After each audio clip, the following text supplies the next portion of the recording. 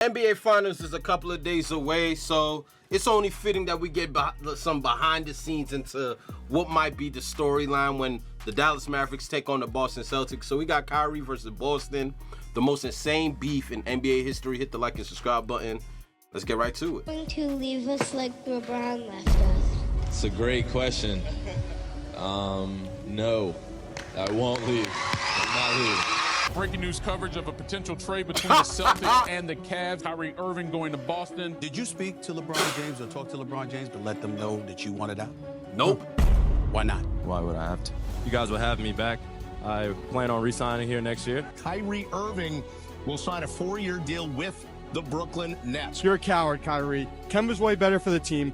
Kyrie. He's a pathetic coward. Kyrie's a douche. Kyrie Irving going to the Dallas Mavericks. I just know I want to be places where I'm celebrated. When I was in Brooklyn, where I felt very disrespected. No one ever talks about my work ethic, though. Everyone talks about what I'm doing off the floor, so. This is the biggest stage there is, Kyrie, and this journey will lead you back to a very talented Boston team. You know, I had a rough time there when I was in Boston. Now that I'm in a great place to be able to vocalize how I'm feeling, I'm ready to go back into Boston and have fun with my teammates. Have you ever wondered why Kyrie Irving and the Boston Celtics don't like each other? It's a very unique story that I felt like was worth covering, especially because the Boston Celtics are facing off against the Dallas Mavericks in the NBA Finals. So before we get to the content, my voice is on its last legs, but I'm trying to make this push to 1 million subscribers. So if you want to join our grind, make sure you...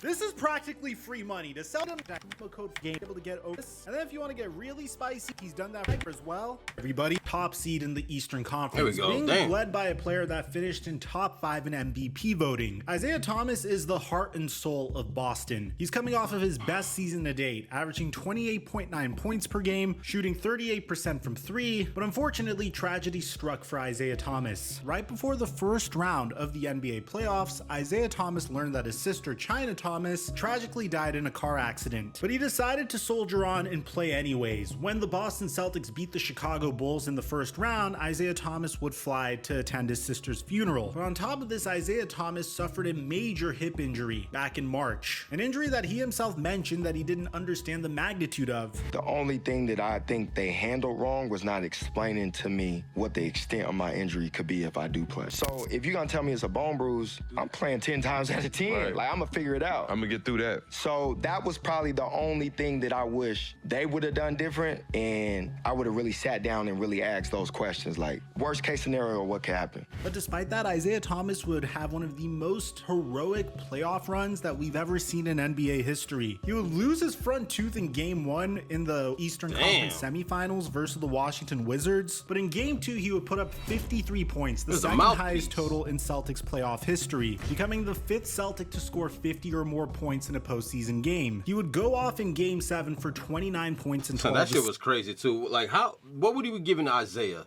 5'9", 5'8" at best? A 50 piece from a dude that's like 5'8", 5'9" in the NBA is like, it only elevates that performance too, bro. Jeez. Assists, and would help the Celtics advance to the Eastern Conference Finals for the first time since 2012. But unfortunately, he ran into LeBron James. And in that time, if you ran into LeBron in the Eastern Conference playoffs, then you were essentially done. And that's what happened with the Boston Celtics. The Celtics would get defeated by the Cavaliers in 5 games in the Eastern Conference Finals, and there were questions about how the Celtics were going to improve their team moving forward. There's a lot of speculation. I mean, Jay Crowder and Isaiah Thomas actually brought in Kevin Durant for a meeting to try to pitch him on joining Boston as a free agent. We all know how that would turn out. Little did the franchise cornerstone of the Celtics know that he wasn't going to be the Celtics franchise cornerstone for much longer. It was kind of crazy. The Boston Celtics would sign Gordon Hayward in free agency, and Isaiah Thomas would post a video celebrating it. I can't really play it because of copyrighted music, but a month and a half after signing Gordon Hayward in free agency, a blockbuster trade was announced. Isaiah Thomas was traded with Jay Crowder, Ante Zizic, and the Brooklyn Nets' unprotected 2018 first-round pick to the Cleveland Cavaliers in exchange for Kyrie Irving. This was very shocking because the Cleveland Cavaliers were the top team in the East. People were wondering why Kyrie Irving would ever want to leave LeBron James if he's consistently making it to the NBA Finals. I wonder if this interview had anything to do with it. Tristan called LeBron a great father after the Chicago game. What? Oh, a great father. Oh, I thought he's going back. I interpreted that completely wrong. Okay. So what type of parental role has he played for you and your teammates, LeBron? Oh, okay. So you parental role? Honestly, I ain't gonna front, like, this whole questioning by this reporter was dumb as fuck, if you ask me.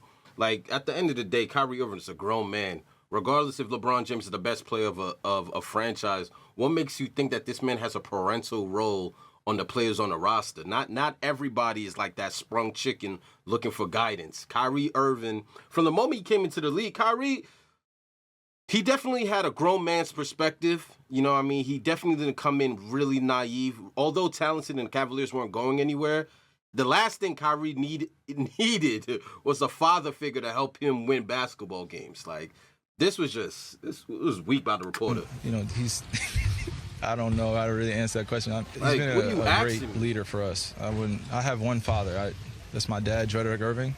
But for us, in terms of learning the nuances of the game and also how to win on the court and also how to carry ourselves off the court, I feel like he's been a great influence in that role. Now look, I know I joke a lot about this one interview alienating Kyrie Irving for good, but the writing was kind of on the wall for Cleveland. There was speculation that LeBron James wanted to leave the Cleveland Cavaliers, and Kyrie Irving wanted to be the focal point on his own team. What better team to be the focal point of than the Boston Celtics? They had a genius as a head coach in Brad Stevens, a loaded roster featuring the likes of Al Horford, Jaylen Brown, very strong two-way players in Avery Bradley and Marcus Smart, and a very promising bench guard in Terry Rozier. And the Celtics wanted Kyrie Irving to be the man that led them to the promised land. They felt like Kyrie Irving would be the difference between winning championships for years to come and, well, getting beaten by LeBron James consistently in the Eastern Conference. This trade was a no-brainer. Kyrie Irving was just 25 years old at the time, and you didn't really need to give up much to get him. The Celtics had one of the most legendary off seasons I think we've ever seen in NBA history. They had the #1 overall pick in the 2017 NBA draft, but they traded the #1 overall pick down to the #3 overall pick and selected Jason Tatum, who ended up being the best player out of that top 3. Honestly, it's kind of crazy because the 2016 and 2017 NBA draft featured the same 3 teams picking in the same order, and the Celtics got the best player in both of those drafts. None of those other players stayed on their primary teams, and it pains me to say this because, well, I'm a Laker fan, but take a step back and take a look at this picture. I mean, truly understand what's going on when the Celtics took this picture. This is before Jason Tatum played a single basketball game. This is when Al Horford was 7 years younger. This was when Gordon Hayward was fully healthy, Kyrie Irving was 25 years old, and Jaylen Brown was still developing, all coached by Brad Stevens. And this is the craziest part of all. You would think that at the time everybody had the Celtics as the favorites to win the NBA Finals, and a huge dramatic regular season opener was planned. I mean, you don't really need to be a script writer to know that this would be a home run. Kyrie Irving and his brand new team, the Boston Celtics, face off against his former protege, LeBron James and the Cleveland Cavaliers. On national television, everybody will be watching. And when everybody was watching, almost instantaneously, the Boston Celtics' incredible plan that featured Jaylen Brown and Jason Tatum on rookie scale contracts, Gordon Hayward and Kyrie Irving on max contracts, paired with this incredibly deep roster coached by one of the best coaches in the NBA, all collapsed in a blink of an eye. Just giving you a warning because what you're about to see is a little gruesome. But as the game was going on, Gordon Hayward would suffer a gruesome leg injury, and everything would change instantly. Now, despite Gordon Hayward's injury, the Boston Celtics were still one of the best teams in the Eastern Conference, finishing second in the Eastern Conference with a record of 55-27. But the thing that changed everything for this team was Kyrie Irving would get injured in March of 2018. And there's no question about it, this one injury completely altered the trajectory of Kyrie Irving's career. Now, without 2 of their major offseason acquisitions, one would think that the Boston Celtics would get destroyed in the NBA playoffs. But the exact opposite would happen. They would defeat the Milwaukee Bucks in 7 in the first round. How? Well, Al Horford, Jaylen Brown, Terry Rozier, and Jason Tatum carried this team. team. I know this is obscene to think of now, but Al Horford averaged 18 points per game in that series. Jaylen Brown averaged 18 points per game as well. A rookie Jason Tatum averaged 15 points per game, and Terry Rozier also averaged 17 points per game. The Boston Celtics were doing fine, but maybe it was just a fluke. Well, you saw more of the same in the second round. This time, Jason Tatum averaged 24 points per game versus the third-seeded Philadelphia 76ers. Terry Rozier averaged 19 points per game. You saw Marcus Smart stepping up a little bit as well. And this would all culminate in a huge 7-game series versus the Cleveland Cavaliers. Jaylen Brown would take the lead this time with 20 points per game, with Jason Tatum averaging 18 points per game, including the highlight of Jason Tatum's rookie year, a posterizer dunk over LeBron James. But the thing that was interesting about this series is while the Boston Celtics were making this deep run without Kyrie Irving, during Game 7, with an opportunity to go to the NBA Finals on the line, Kyrie Irving was nowhere to be found. As a matter of fact, while his new team was battling against his old team, Kyrie Irving was in New Jersey, recovering from a surgery to fix his deviated septum. Now, I know what you guys might be thinking, Mike, this is a very big deal. He had to recover from surgery, but a deviated septum is something you could get at any time. You could have gotten that surgery the very next day, or 2 days later, or 3 days later. The recovery is a week long. It's one of the most minor surgeries you could get. I've gotten it before. It was a deviated septum, not a nose job. Okay, maybe it was a nose job. Fuck off. Now, at the time, no one really made a big deal about his absence because at the end of the day, this was Kyrie Irving's team. I mean, to give you an idea, the city of Boston and Kyrie Irving were so intertwined that Nike released this commercial of Kyrie Irving. My mom passed away when I was young, so my dad had to raise my sister and I alone.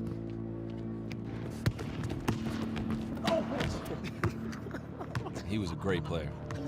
He even tried out for Boston once. But he sacrificed his dream so I could live mine. He's the reason I wear number 11. I want to be the reason no one else will. You want some? I'll never give up, you know that. But year 2 would be a lot stronger. That was a fire commercial. I don't remember that commercial, but that was dope. Ranger. I mean, in October of 2018, Kyrie Irving was sitting around with Brian Scalabrine, and at this point, I'm sure you guys are very familiar with this clip. It's quite important, and I appreciate that, Scout. I joined in, but I shared it with some of my teammates as well as the organization and everyone else in Boston. If you guys will have me back, I plan on re-signing here next year. Boom! But the chemistry of this Boston Celtics team was terrible. I mean, Terry Rozier was pissed off that he was coming off of the bench for Kyrie Irving when he was averaging 17 points per game for the Boston Celtics in the playoffs, en route to the Eastern Conference Finals. The Celtics were doing this thing where they had a bunch of talented veterans combined with some very promising young players. But ultimately, a lot of the young players were wondering why they weren't getting more minutes, and the cracks began to show. On top of this, Gordon Hayward was clearly not Gordon Hayward anymore. Just for Rozier to get all the minutes in the world he wanted. What team did he get traded to? Was it the Hornets? He either came from Rozier wasn't even. That was averaging about 20 points per game for the Utah All that complaint, Jazz. you ain't do shit on your own team, boy. Efficient as a member of the Boston Celtics. So now you're paying him an obscene amount of money for practically no reason as well. Hayward averaged about 11.5 points per game during the 2018 to 2019 season, and right when All-Star break came around, there was something going on with Kyrie Irving. I mean, why is he so buddy-buddy with Kevin Durant all of a sudden? Could it be that Kyrie Irving and Kevin Durant are trying to make a move to New York, where Kyrie Irving's originally from? Well, he's technically from New Jersey, but you get my point. Just go with it for narrative's sake. Well, when Kyrie was asked about that moment, he didn't really say anything that would make Boston Celtic fans feel better. What I do with my life is my business. So it's none of yours, none of anybody's. It's not anybody's business, right? So it's a video of me and one of my best friends talking, and then it turns out to be a dissection of a free agency meeting. You get that? Like, do you get that? And then I'm asked questions about it.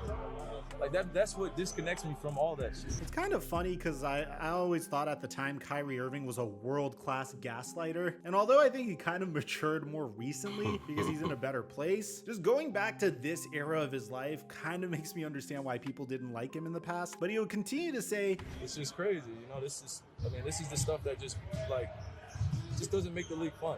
Like, it doesn't make the league fun. Nobody helps promote the league even more by doing bullshit like that.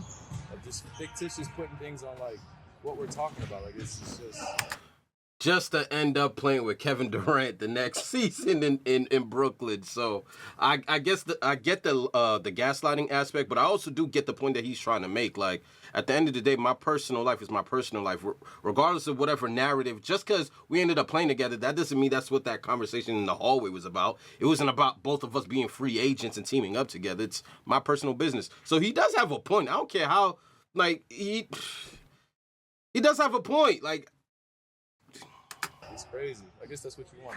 No.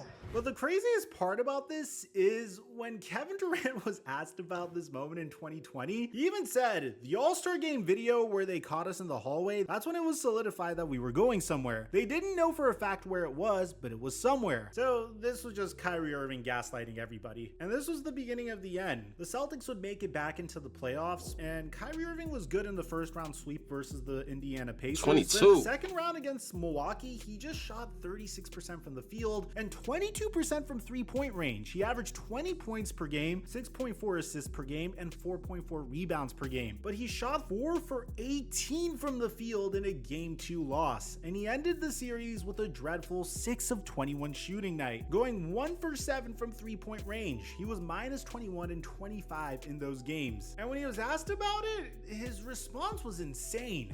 Yeah, who cares? Who cares? The expectations on me are going to be sky high, and I try to utilize their aggression against them and still put my teammates in great positions while still being aggressive. I'm trying to do it all. So, for me, the 22 shots, I should have shot 30.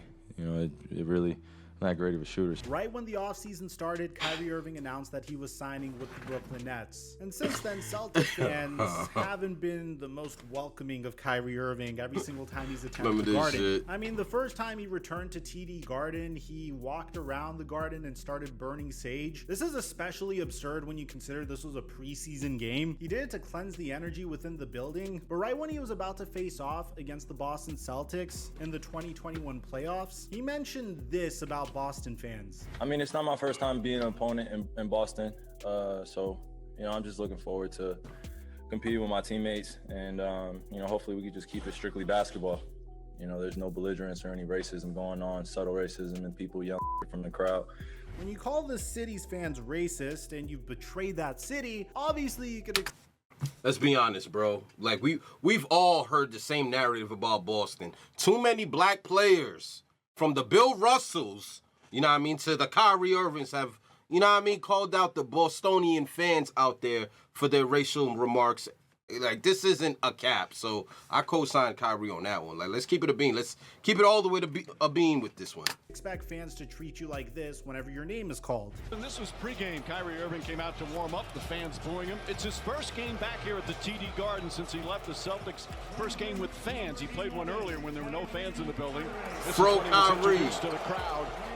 Now, Kyrie Irving would play with a vengeance in this series, and it was a very messy series. I mean, there was a water bottle that a fan threw at Kyrie Irving. I mean, Celtic fans really hated Kyrie Irving. But to be honest, he would go back and forth with them, and it was really entertaining as a basketball fan to watch this. It was. To be able to defeat the Boston Celtics in the 2021 NBA playoffs, but things would pick up right where they left off in the 2022 playoffs. This time, the Nets were in a much different situation. This is when James Harden was traded away from the team for Ben Simmons. This is when Steve Nash and Kevin Durant and Kyrie Irving were begging Ben Simmons to check in for even 5 minutes, and he refused. Before the series, Kyrie Irving would say, "I hope we could move past my Boston era and reflect on some of the highlights that I left at TD Garden." And ultimately, that's not what would end up happening. I mean, for a guy that was burning sage, the fact that Kyrie Irving was draining threes and then flipping off Boston Celtic fans is hysterical to me. You would do this thing where you would flip off people behind him, and then as Kyrie Irving was walking back to the locker room, you would say this to a Celtic fan.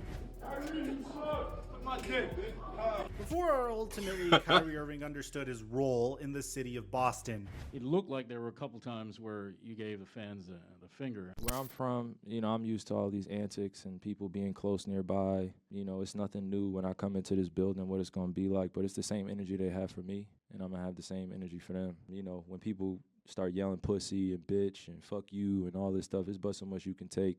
as a competitor. And, you know, we're the ones expected to be docile and be humble and take a humble approach. Nah, fuck that. It's the playoffs. This is what it is. You know, I know what to expect in here, and it's the same energy I'm giving back to them. This isn't my first time in TD Garden, so what you guys saw and what you guys think is as entertainment, or the fans think is entertainment, all is fair in competition. Somebody's going to call me out of my name. I'm going to look at them straight in the eye and see if they really about it. Most of the time, they're not. Now, the Celtics have been the superpower in the East, and they're looking for their first championship since 2008. They're going up against the Dallas Mavericks, who are looking for Luka Doncic's first championship. And upon winning the Western Conference Finals, Kyrie Irving said this. You may have noticed that the finals will start in a place where you used to play, in Boston. You looking forward to that? Yeah, absolutely. I mean, Boston's in the way in between our goals, so that's it, man. I don't really know which version of Kyrie Irving we could expect here. I don't really know if the Celtics are going to be able to get Kyrie Irving to a place where he's flipping off the entire arena as he's playing. Because even as a guy that criticized Kyrie Irving in the past, when you just take everything the guy was going through in Brooklyn, the Brooklyn Nets weren't working out. He was dealing with these vaccine mandates. Everybody was scrutinizing him. And then on top of that, you go and face off against your old team, and you have a bunch of fans heckling you. I mean, like, I can understand if in that case he got to a that shit funny as hell, man. Members of the crowd, but it seems like Kyrie Irving's actually enjoying life now. It seems like going to Dallas was the right move for his career. He has a chance to win his second championship, and this championship would mean so much to him because he did it without LeBron James. So I don't really think you could get Kyrie Irving to a point where he's gonna react like that, but I have to admit, the history between Kyrie Irving and Boston is very entertaining. So let me know in the comment section down below, what do you guys think about all this? If you're a Celtic fan, do you hate Kyrie Irving still? Do you fault him for leaving Boston? What do you think made him leave Boston to begin with? I'd like to hear what you have to say. Son, that, I'm your boy I ain't gonna Mike, front. dropping our mic until that roster should have won multiple chips. Young Jason Tatum, Jaylen Brown, Al Horford back when he could ball, Kyrie Irving, Rozier coming off the bench. You still had Marcus Smart. Oh my gosh, bro. That roster was crazy. But nah, it's gonna be exciting to see this NBA Finals, bro.